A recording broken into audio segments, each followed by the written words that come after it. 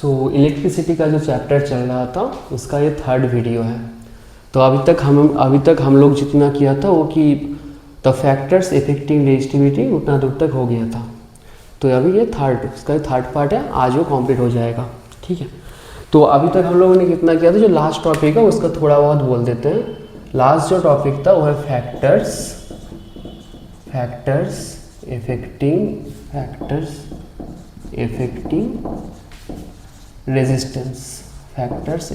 Resistance.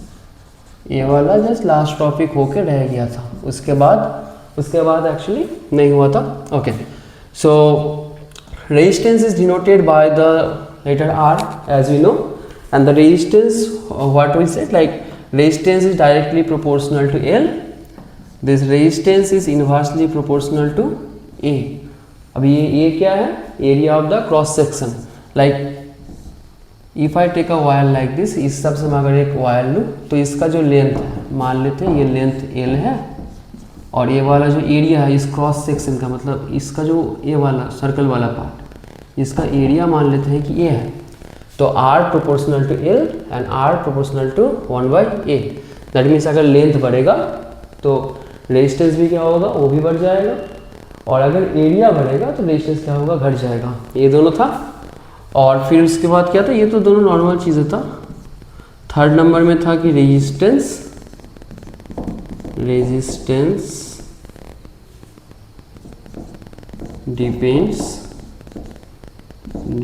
Depends on temperature, ये भी था।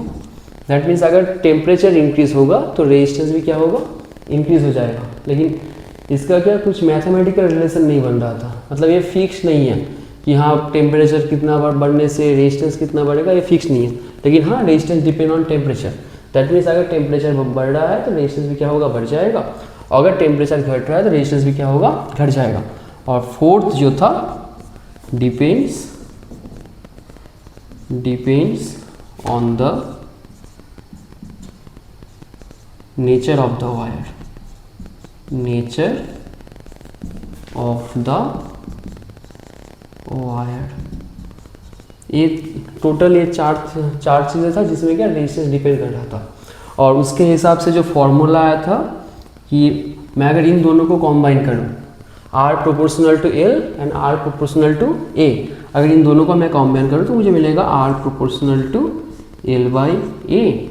दैट इम्प्लाई जैसे ही प्रोपोर्शन साइन हट के इक्वल टू आया तो एक कांस्टेंट मिलेगा, इधर एक कांस्टेंट था रो, तो रो L/A, और इस रो को हम लोग क्या बोल रहे थे, रेजिस्टिविटी।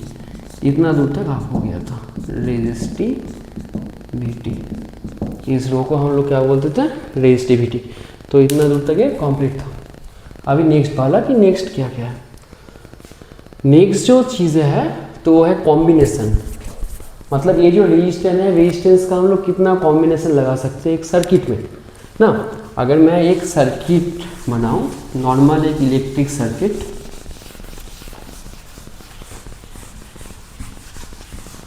अगर नॉर्मल एक इलेक्ट्रिक सर्किट बनाऊं ऐसे, ये वाला है मेरा पॉजिटिव, ये है मेरा नेगेटिव, इसका मैं सर्किट, एक सर्किट तो ऐसा हो सकता है, एक रेजिस्टेंस लिया, 2 रेजिस्टेंस लिया, 3 रेजिस्टेंस दिया, ऐसे करके ऐसे करके क्लोज, इलेक्ट्रिसिटी जा रहा है। ये वाला मेरा है R1, ये मेरा है R2, ये मेरा है R3। दैट मीन्स एक सर्किट इस हिसाब से हो सकता है कि जो रेजिस्टेंस है, रेजिस्टेंस का मतलब एक के बाद एक लगा हुआ है, मतलब जहाँ पर ये वाला रेजिस्टेंस खत्म हुआ, इधर से ये वाला रेजिस्टेंस क्या स्टार्टिंग हो गया। दैट मीन्स एक के बाद एक हो रहा है। और दूसरे हिसाब से मैं सोच सकता हूँ कि ये जो सर्किट है, इस सर्किट में क्या मेरा इलेक्ट्रिसिटी फ्लो होने का सिंगल पाथ है, मतलब इलेक्ट्रिसिटी अगर फ्लो होगा तो इसी पाथ से फ्लो होगा, दूसरा कुछ पाथ है ही नहीं ना। तो इस हिसाब से एक सर्किट हो सकता है, मतलब बहुत सारा रेजिस्टेंस है, उस बहुत सारे रेजिस्टेंस का मेरा इस हिसाब से हो सकता है। टॉपिक का नाम कॉम्बिनेशन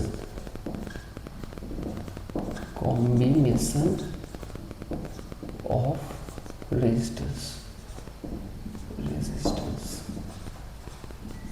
मतलब पहला तो रेजिस्टेंस का कॉम्बिनेशन इस हिसाब से हो सकता है कि 3 या 4 रेजिस्टेंस या 2 और मोर देन 2 टू और more than two resistance connected है, इस हिसाब से कनेक्टेड है कि इलेक्ट्रिसिटी फ्लो होने का बस सिंगल पाथ है, ऐसा हो सकता है। नहीं तो ऐसा भी हो सकता है, फिर से मैंने इस हिसाब से एक बैटरी बना दिया, बैटरी नहीं सेल बोलेंगे इसको, सिंगल यूनिट है, इस हिसाब से इधर एक रेजिस्टेंस, इस हिसाब से इधर एक रेजिस्टेंस, इस हिसाब से इधर एक रेजिस्टेंस कनेक्ट हो गया। ऐसे भी हम लोग रेजिस्टेंस को कनेक्ट कर सकते हैं, इधर भी 3 रेजिस्टेंस, इधर भी 3 रेजिस्टेंस, इसका भी ये R1, ये R2, ये R3 करंट जा रहा है, ये भी हो सकता है। दैट मीन्स जब हम लोग कॉम्बिनेशन कर रहे हैं रेजिस्टेंस का, कॉम्बिनेशन 2 टाइप से हो सकता है। एक तो रेजिस्टेंस ऐसे कॉम्बाइन कर दिया कि ये जो इलेक्ट्रिसिटी जाने का सिंगल पाथ है, नहीं तो रेजिस्टेंस ऐसे कॉम्बाइन किया कि इलेक्ट्रिसिटी जाने का मल्टीपल पाथ है। इसमें इलेक्ट्रिसिटी जाने का मल्टीपल पाथ है, इलेक्ट्रिसिटी जो है इधर से लेके ऐसे भी जा सकता है, इलेक्ट्रिसिटी इधर से जाके बीच वाला से भी जा सकता है, और इलेक्ट्रिसिटी जाके नीचे वाला जो R3 है, नीचे वाला R3 से भी इलेक्ट्रिसिटी फ्लो हो सकता है। दैट मीन्स इलेक्ट्रिसिटी फ्लो होने का इधर मल्टीपल पाथ है। तो combination of resistance in which there is only single path of electricity to flow is called series combination. इसको हम लोग क्या बोलेंगे, सीरीज कॉम्बिनेशन। मतलब यहाँ पर क्या होगा कि इलेक्ट्रिसिटी जाने का बस एक सिंगल पाथ रहेगा, एक ही पाथ है जिसमें से इलेक्ट्रिसिटी फ्लो हो रहा है, दूसरा कुछ पाथ है ही नहीं। तो इस टाइप के कॉम्बिनेशन को हम लोग बोलेंगे सीरीज कॉम्बिनेशन। ये सीरीज कॉम्बिनेशन है क्योंकि इलेक्ट्रिसिटी जाने का इसमें सिंगल पाथ है, दूसरा कुछ विकल्प नहीं है। ओके, और अगर इलेक्ट्रिसिटी जाने का मल्टीपल पाथ है, जैसे कि इस हिसाब से, और सारा रेजिस्टेंस का क्या एंड कनेक्टेड है, सारा रेजिस्टेंस का एंड क्या है, कनेक्टेड है, इसका ये दोनों एंड, इसका भी ये दोनों एंड, इसका भी ये दोनों एंड, सारा रेजिस्टेंस का एंड क्या है, कनेक्टेड है, एंड इलेक्ट्रिसिटी जाने का मल्टीपल पाथ है, तो इसको हम लोग बोलेंगे पैरेलल, इसको हम लोग बोलेंगे parallel combination. So electricity according to path these combinations are 2 types ना। ये जो कॉम्बिनेशन ऑफ रेजिस्टेंस है ये 2 टाइप्स का हो सकता है, या तो रेजिस्टेंस को मैं ऐसे कॉम्बाइन कर दिया कि इलेक्ट्रिसिटी जाने का सिंगल पाथ है, नहीं तो रेजिस्टेंस को मैं ऐसे कॉम्बाइन कर दिया कि इलेक्ट्रिसिटी जाने का क्या मल्टीपल पाथ है। अगर एक बस सिंगल पाथ है तो उसको हम लोग बोल रहे हैं सीरीज, अगर बहुत सारा है तो पैरेलल।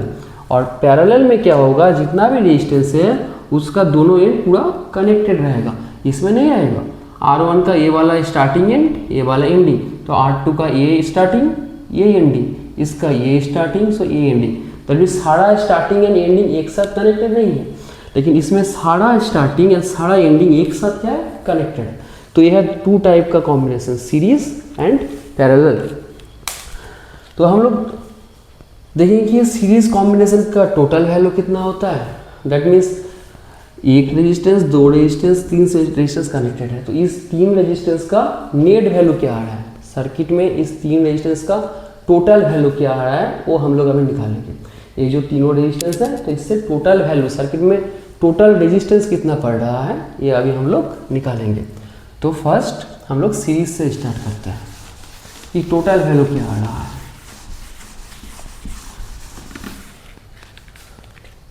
सीरीज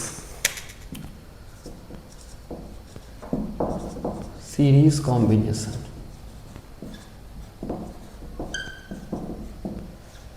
सीरीज कॉम्बिनेशन वाला देखते हैं। तो फिर से एक सर्किट बना लेते हैं इस हिसाब से, पॉजिटिव नेगेटिव आ गया, सेल पॉजिटिव नेगेटिव, इधर से ये जाके 1 2 3 टोटल 3 रेजिस्टेंस बन गया, R1 R2 R3, ठीक, R1 R2 R3।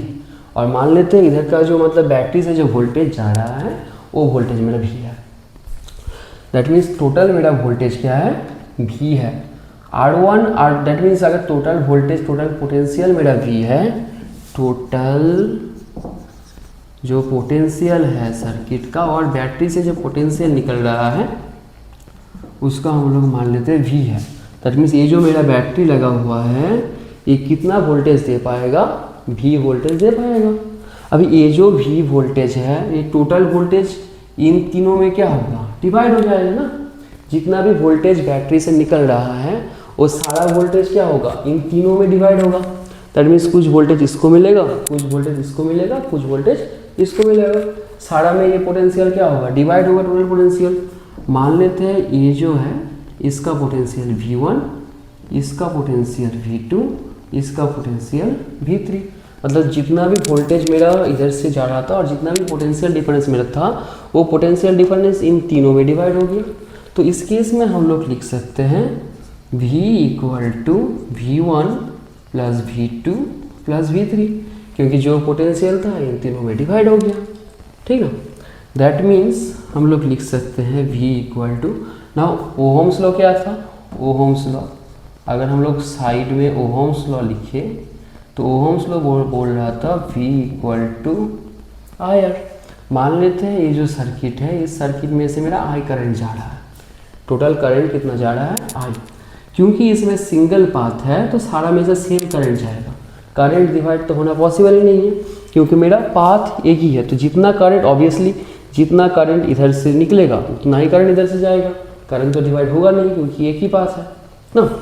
तो V1 इक्वल टू मेरा आ गया IR1, V2 इक्वल टू आ गया IR2, V3 इक्वल टू आ गया IR3 ना। V equal to V1 plus V2 plus V3, तो V equal to IR1 plus IR2 plus IR3। अभी मान लेते हैं ये जो तीनों रेजिस्टेंस है, तीनों रेजिस्टेंस का कॉम्बिनेशन रेजिस्टेंस, मतलब सर्किट में कितना इफेक्ट दे रहा है वो रेजिस्टेंस है मेरा R। मतलब तीनों को कंबाइन करके मुझे जितना रेजिस्टेंस मिलेगा वो रेजिस्टेंस मेरा क्या है, R। तो वो सर्किट देखने में कुछ ऐसा होगा। इस हिसाब से फिर से ये पॉजिटिव ये नेगेटिव, एक सर्किट ड्रॉ किया और ये वाला सर्किट का जो रेजिस्टेंस है R, this R is equivalent to this 3। मतलब इन तीनों को कंबाइन करके जितना आएगा ये R से अकेला उतना ही आ रहा है। मतलब इन तीनों का combination equivalent to this R। तो इधर भी मैं अगर ओहम्स लॉ लगाऊं तो मैं क्या बोल सकता हूँ, this V equal to IR और इधर का IR1 plus IR2 plus IR3, that imply IR equal to, इधर से अगर I कॉमन ले लें, R1 plus R2 plus R3, that imply I cut गया। So R equal to R1 plus R2 plus R3। तो ये होता है सीरीज में रेजिस्टेंस जो कॉम्बाइन हुआ उसका फॉर्मूला। मतलब जितना भी रेजिस्टेंस सीरीज में कॉम्बाइन है उसका अगर मुझे टोटल रेजिस्टेंस निकालना है तो रेजिस्टेंस जितना भी है उसका जस्ट सिंपल अलजेब्रिक समेशन निकालना होगा। इधर मैंने 3 रेजिस्टेंस लेके किया तो total resistance R equal to R1 plus R2 plus R3 आया। ये 3 रेजिस्टेंस की जगह अगर बहुत सारा रेजिस्टेंस होता, मान लेते हैं कि n नंबर्स ऑफ रेजिस्टेंस है, n नंबर ऑफ रेजिस्टेंस, तब आता R equal to R1 plus R2 plus R3 plus dot dot dot dot plus RN। तो ये भी है, ठीक है। तो सीरीज का जो फॉर्मूला आता है रेजिस्टेंस का ये वाला, मतलब जितना भी रेजिस्टेंस है उसका बस एल्जेब्रिक जो सम है, एल्जेब्रिक सम ले लेना है। ओके, टोटल को ऐड कर दो, टोटल रेजिस्टेंस मेरा मिल जाएगा सीरीज में। तो ये डेरिवेशन है, कभी कभी आ जाता है तो बस देखना होगा। नेक्स्ट जो मेरा कॉम्बिनेशन आता है, नेक्स्ट कॉम्बिनेशन मेरा है पैरेलल कनेक्शन। कि अगर पैरेलल कनेक्टेड हो, देखते हैं पैरेलल में क्या होगा।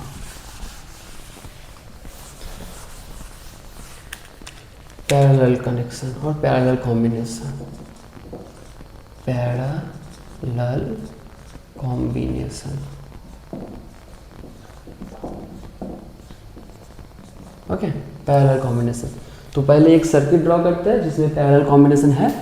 जैसे कि फिर से बैटरी बना दिया, ये वाला बैटरी, तो इधर से एक रेजिस्टेंस, इधर से एक रेजिस्टेंस दे दिया, एक रेजिस्टेंस इधर से, ठीक।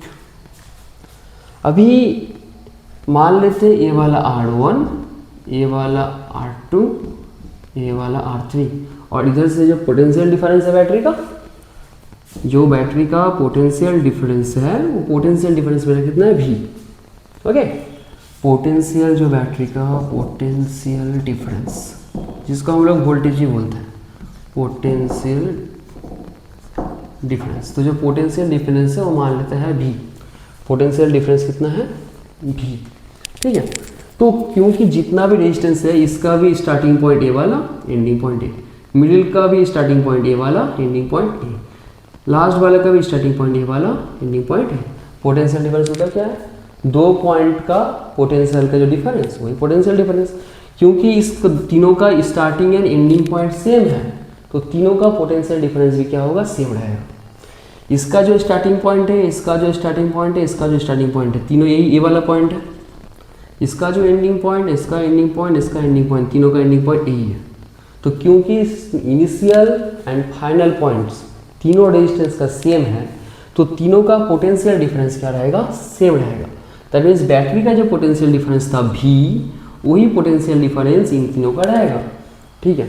तो इसमें डिवाइड क्या होगा, मान लेते हैं इसमें से करंट जा रहा है मेरा I। अभी करंट इधर से I निकला, इधर से I निकला, I जा रहा है, I जा रहा है, इधर से जाके क्या कि तीन टोटल पाथ मिल गया। सो टोटल जो करंट है, करंट क्या होगा, करंट तीनों पाथ में से जाएगा। तो ये तो पॉसिबल नहीं है कि इधर से I गया और तीनों में से I जा रहा है। तो ये जो टोटल करंट है, टोटल करंट इसमें तीन में डिवाइड हो जाएगा। मान लेते हैं पहला वाला रेजिस्टेंस से I1 जा रहा है, दूसरा में से I2 जा रहा है और तीसरा में से I3 जा रहा है। So in parallel I can say total current I equal to I1 plus I2 plus I3। That means ये जो करंट है, करंट तीन हिस्से में डिवाइड हो जाएगा, ठीक है। अभी फिर से ओहम्स लॉ, ओहम्स लॉ क्या था, ओहम्स लॉ, ये बस रफ में करने से होगा। V इक्वल टू मेरा था IR, दैट मीन्स मैं बोल सकता हूँ I equal to V by R, I equal to V by R। तो मैं वैल्यू बैठाता हूँ I इक्वल टू, I ऑन की जगह बैठेगा V बाई R1, इसमें V बाई R2, इसमें V बाई R3।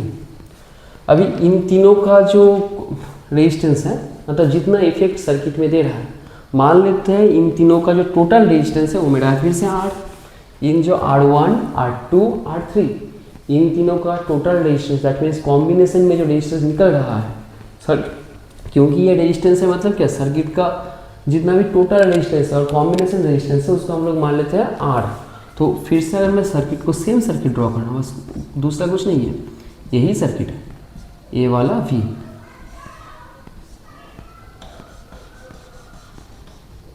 ये वाला। सो ये वाला रेजिस्टेंस मेरा क्या है, R। ये R क्या है कि कॉम्बिनेशन है, इन तीनों को मिला के जितना रेजिस्टेंस आ रहा है वही R है, ठीक है। तो इसमें मैं क्या बोल सकता हूँ, I equal to V by R, इस I equal to V by R, I के जगह बैठ गया V by R equal to V by R1, V by R2, V by R3, that imply V by R।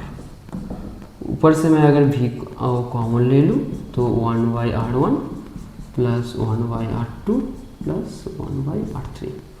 V cut गया दोनों ओर से, अगर दोनों ओर से V काट दूँ तो ये वाला आया मेरा 1 by R equal to 1 by R1 plus 1 by R2 plus 1 by R3। That means parallel, अगर पैरेलली कनेक्टेड है तो उसमें मेरा जो कॉम्बिनेशन रेजिस्टेंस है उसका क्या, रेसिप्रोकल का सम इक्वल होता है, ठीक है। अगर मेरा पैरेलली कनेक्टेड है तो उसमें जितना भी रेजिस्टेंस है उसका रेसिप्रोकल का सम लेना है तो मुझे टोटल रेजिस्टेंस मिल जाएगा, रेसिप्रोकल का सम लेना है, ठीक है। तो मैं अगर इन जनरल फार्मूला बोलूँ तो इन जनरली फार्मूला मेरा आया पैरेलल कॉम्बिनेशन का, पैरेलल कॉम्बिनेशन का इन जनरल मेरा फार्मूला आ रहा है। जैसे कि इसमें मैं टोटल 3 रेजिस्टेंस लिया था, मान लेते हैं कि 3 की जगह बहुत सारा रेजिस्टेंस है, n नंबर ऑफ रेजिस्टेंस है, तो उसमें मेरा फार्मूला बनेगा 1 by R equal to 1 by R1 plus 1 by R2 plus 1 by R3 plus dot dot dot dot plus 1 by Rn। ये वाला मेरा फार्मूला बनेगा। सो पैरेलल का फॉर्मूला मेरा ये वाला आया, ठीक है। वो है सीरीज का और ये है पैरेलल का। ओके, सो ये सब चीज़ें हैं, ये फॉर्मूला याद रखना होता है। इस सर्किट से मैथ बहुत सारा आता है। Using this combination formula and Ohm's law, हर बार के बोर्ड में आता है, वो इस बार भी आएगा। This using this combination formula means either it can be series और parallel, and using this Ohm's law we need to solve various problems. Okay, तो इस टाइप का चीज़ें आता है। तो ठीक है, अभी नेक्स्ट टॉपिक में जाते हैं कि नेक्स्ट टॉपिक क्या है। ओके, सो ये कॉम्बिनेशन वाला टॉपिक कंप्लीट हो गया। सो नेक्स्ट जो टॉपिक है वो नेक्स्ट टॉपिक मेरा आता है हीटिंग इफेक्ट का। नेक्स्ट टॉपिक मेरा आता है हीटिंग इफेक्ट।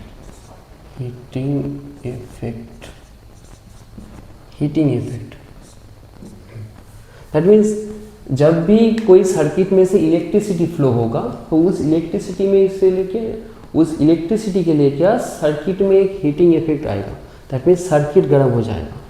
तो कितना हीट देगा, क्या नहीं देगा, उसका कैलकुलेशन हीटिंग इफेक्ट। ओके, मतलब कोई भी सर्किट है उसमें से इलेक्ट्रिसिटी फ्लो हो रहा है, क्योंकि इलेक्ट्रिसिटी फ्लो हो रहा है तो वो वाला सर्किट क्या मेरा हीट हो रहा है और हीट प्रोड्यूस कर रहा है।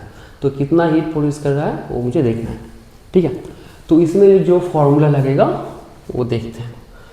पहला बात तो हम लोग भी का एक फॉर्मूला पता था पोटेंशियल डिफरेंस का। क्या फॉर्मूला था? Potential difference equal to work done by charge. ये वाला एक फॉर्मूला था। जब पोटेंशियल डिफरेंस का हम लोग कॉन्सेप्ट बोल रहे थे उस टाइम में पोटेंशियल डिफरेंस का ये वाला एक फॉर्मूला आया था। दूसरा एक फॉर्मूला आया था I equal to Q by T. ये भी एक फॉर्मूला आया था। Q क्या है? Q है चार्ज, T है time, W work done, Q है चार्ज। ये सब फॉर्मूला आया था ना, ये सब फॉर्मूला आया था। अभी अगर बेसिक से स्टार्ट करें तो हम लोगों को क्या मीनिंग, मतलब पावर का मीनिंग क्या होता है? What is power? Rate of work done class 9 में था। Power means rate of work done. Work done का जो रेट होता है, रेट ऑफ वर्क डन को हम लोग क्या बोलते हैं? पावर ना। सिंपल पावर का डेफिनेशन, इलेक्ट्रिसिटी का पावर या कुछ भी पावर हो, पावर का डेफिनेशन क्या है? Rate of work done. मतलब ये जो वर्क डन का जो रेट है उसी को हम लोग पावर बोलते हैं। और अगर मैथमेटिकल फॉर्मूला में आए तो पावर क्या था? P equal to rate of work done मतलब W बाई टी। ये वाला पावर का फॉर्मूला था, ठीक। दैट इम्प्लाई मैं लिख सकता हूँ पावर इक्वल टू सी। अगर V इक्वल टू मेरा WQ आएगा दैट मीन्स मेरा W इक्वल टू VQ आएगा। सो W की जगह मैं लिख सकता हूँ VQ by T. That imply P equal to C. V का V रह गया Q by T.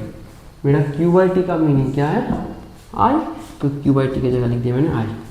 So power का मेरा फॉर्मूला क्या बना? P equal to VI। Power का जो मेरा फॉर्मूला बना वो क्या है? P equal to VI।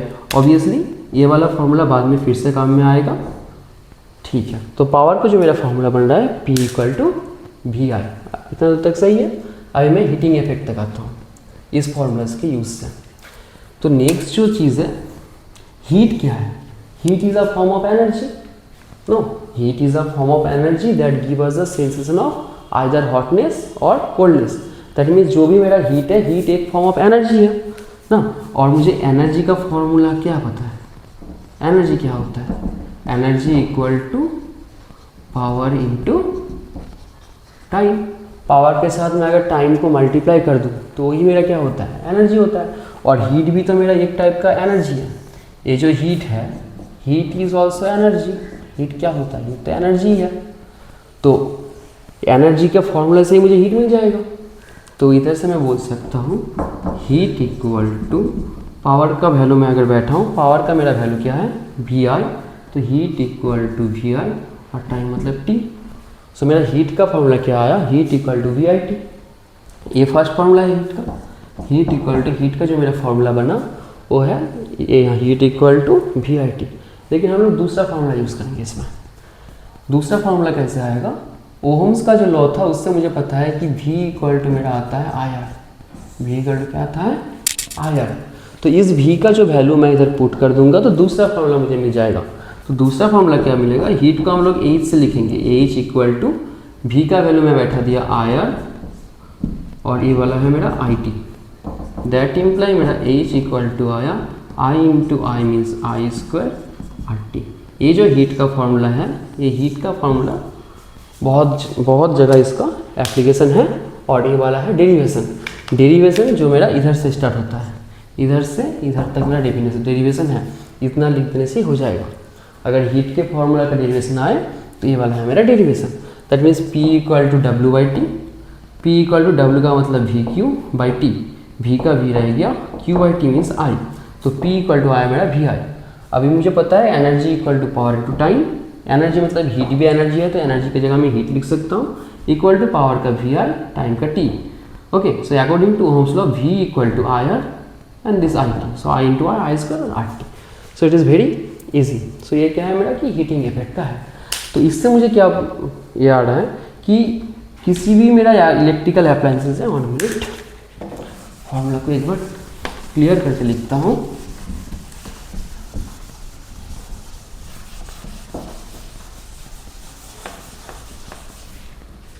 जो फॉर्मूला था H equal to I square R T, I square R T, ये मेरा हीट का फॉर्मूला। दैट मीन्स ये जो हीट है, हीट किसके ऊपर डिपेंड कर रहा है। फर्स्ट मैं बोल सकता हूँ heat proportional to I square, मतलब कितना करंट जा रहा है उसके ऊपर डिपेंड कर रहा है। Heat proportional to resistance and heat proportional to time ना। दैट मीन्स अगर मेरा अमाउंट ऑफ करंट इंक्रीज होगा तो हीट इंक्रीज हो जाएगा, अगर रेजिस्टेंस का वैल्यू इंक्रीज होगा तो भी हीट इंक्रीज होगा, अगर ज़्यादा टाइम तक करंट फ्लो होगा तब भी हीट इंक्रीज होगा। ओके, दैट मीन्स कोई भी सर्किट में मैं हीट को इंक्रीज कैसे करूँ, या तो ज़्यादा करंट जाएगा, नहीं तो जो सर्किट है सर्किट का रेजिस्टेंस का वैल्यू इंक्रीज करना होगा, नहीं तो ज़्यादा टाइम तक इलेक्ट्रिसिटी फ्लो करना होगा। ठीक है, तो इसमें से एक सिंपल कॉन्सेप्ट आता है, like we have many heating appliances like iron, okay, geyser, those are heating appliances. So in this heating appliances is what is the basic use of those things to produce heat, मतलब उन लोगों का काम ही क्या है कि heat produce करना। तो उसमें हम लोग क्या करते हैं, वो जो सर्किट का रेजिस्टेंस है, इस रेजिस्टेंस को हम लोग क्या हाई कर देते हैं। अगर ये सर्किट का रेजिस्टेंस हाई हो जाएगा तो बहुत ही ईजिली हीट प्रोड्यूस करेगा। तो अभी जितना भी मेरा कंडक्टर्स है, मतलब प्योर मेटल्स, हाँ, जो भी मेरा प्योर मेटल्स है, प्योर मेटल्स का रेजिस्टेंस उतना हाई रहता नहीं है, तो उसमें क्या हम लोग प्योर मेटल्स यूज़ ही नहीं करते हैं। तो उसमें हम लोग यूज़ करते हैं कुछ एलॉय, उसमें हम लोग क्या यूज़ करते हैं, एलॉय। अभी उसमें हम लोग एलॉय क्यों यूज़ करते हैं, जितना भी एलॉय है, एलॉय का रेजिस्टेंस हर वक्त प्योर जो मेटल है उससे ज़्यादा होता है, इसलिए जितना भी हीटिंग अप्लायंसेस है उसमें हम लोग एलॉय का यूज़ करेंगे। Okay, the resistance of alloys are always more than the pure metals, that's why we are using alloy in heating appliances. ये भी एक क्वेश्चन बनता है कि हम लोग जो हीटिंग अप्लायंसेस है उसमें प्योर मेटल का यूज़ ना करके एलॉय का यूज़ करते हैं, क्यों। और एक फेमस एलॉय है जो हम लोग यूज़ करते हैं, उसको हम लोग बोलते हैं नाइक्रोम। ओके, नाइक्रोम का हम लोग यूज़ करते हैं। Nichrome means it is made up of निकल एंड क्रोम फॉर क्रोमियम। निकल एंड क्रोमियम का एक एलॉय है नाइक्रोम, जिसको हम लोग आयरन में यूज़ करते हैं। ये भी क्या है कि हीटिंग अप्लायंसेस में यूज़ करते हैं। तो ये है मेरा heating effect of electricity. Okay, जो लास्ट जो कॉन्सेप्ट है, लास्ट पावर का कुछ फॉर्मूला देखना होगा। पावर का डेरिवेशन पिछले में हम लोग ऑलरेडी कर दिए थे कि P इक्वल टू आया था VI, ये वाला आया था P इक्वल टू VI। तो इससे इसका और भी बहुत सारा फॉर्मूला बनेगा। हम लोग P इक्वल लिख सकते हैं, अगर V का वैल्यू बैठा है, ये है फर्स्ट फार्मूला, अगर V का वैल्यू बैठा है, V इक्वल टू पता है कि IR into I, that means मेरा पावर का फॉर्मूला बन गया I स्क्वायर R। सिमिलरली इधर मैं अगर I का वैल्यू बैठा हूँ, मुझे क्या पता है P इक्वल टू VI, अगर मैं I का वैल्यू बैठा हूँ तो मेरा आएगा P इक्वल टू VI, मतलब क्या होता है V by R, that means V square by R. तो ये तीन फार्मूला, एक first formula P equal to V I power का, दूसरा P equal to I square R, तीसरा P equal to V square by R. तीनों formula याद रखना होगा, किसी में से मैथ आ सकता है। ओके, जैसे कि मान लो V एंड I का वैल्यू दिया हुआ है, मुझे पावर निकालना है सर्किट का, तो P इक्वल टू वी आई, दोनों को मल्टीप्लाई करने से उस सर्किट में जो भी अप्लाइंसेस है उसमें कितना पावर है वो निकल आएगा। फॉर एग्जांपल इस हिसाब से मैं एक सर्किट लिया जो पॉजिटिव एंड नेगेटिव में ऐसे करके है, ओके ऐसे करके है, ये बल्ब का सिंबल बल्ब बना दिया, इधर लिखा हुआ है ये 220 वोल्ट का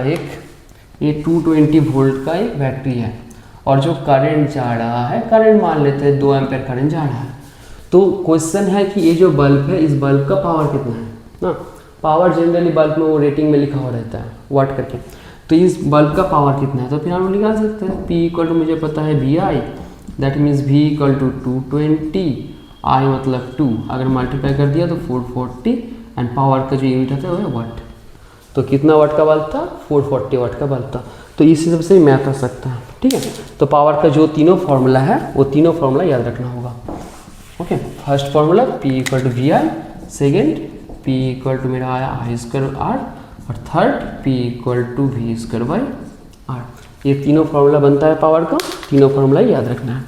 ओके ओके, लास्ट जो लास्ट जो है, तो लास्ट मतलब इधर ही खत्म बोल सकते हैं। एक इलेक्ट्रिक एनर्जी, मतलब कोई भी एक बल्ब है उसका पावर दिया हुआ है, तो वो बल्ब कितना एनर्जी यूज़ करता है उसका। तो फिर से एनर्जी इज इक्वल टू हम लोग को क्या पता है, एनर्जी इज इक्वल टू का हम लोग को पता है पावर इनटू टाइम। तो इधर से पावर दिया हुआ रहेगा, पावर मान लेते हैं कि पावर का जो भी फार्मूला है, फर्स्ट फार्मूला में अगर लगाऊँ तो वी आई टी, एक आया एनर्जी का फार्मूला, एनर्जी का दूसरा फार्मूला में बनेगा अगर मैं पावर आई स्क्वायर आर लिखूँ, सो आई स्क्वायर आर टी, एनर्जी का तीसरा फार्मूला बनेगा वी स्क्वायर आर टी। इस हिसाब से एनर्जी का फार्मूला आ जाएगा। दैट मीन्स मुझे पहले पावर को निकाल लेना है, उसको टाइम से मल्टीप्लाई कर दो। हाँ, इसमें एक चीज़ ध्यान देना है, जब भी मैं एनर्जी निकालूंगा तो पावर का जो यूनिट है, पावर का यूनिट वो ऑलवेज किलोवाट में, एंड टाइम का जो यूनिट वो ऑलवेज आवर में रहना जरूरी है, ठीक है। पावर का यूनिट ऑलवेज किलोवाट में रहेगा और टाइम का यूनिट ऑलवेज आवर में रहेगा। तो जो मेरा पावर है, पावर का जो यूनिट आएगा, इसमें पावर का यूनिट आएगा, एनर्जी जो है, एनर्जी का जो यूनिट आएगा, तो इसमें मेरा एनर्जी का यूनिट आएगा किलो वाट आवर में। ओके, तो यही है चैप्टर, इतना ही चैप्टर है। आशा करता हूँ कि जो लेक्चर है वो सही लगा होगा। अगर सही है तो चैनल को सब्सक्राइब कर दीजिएगा, ताकि और भी वीडियो हम लोग कर सकें। Thank you.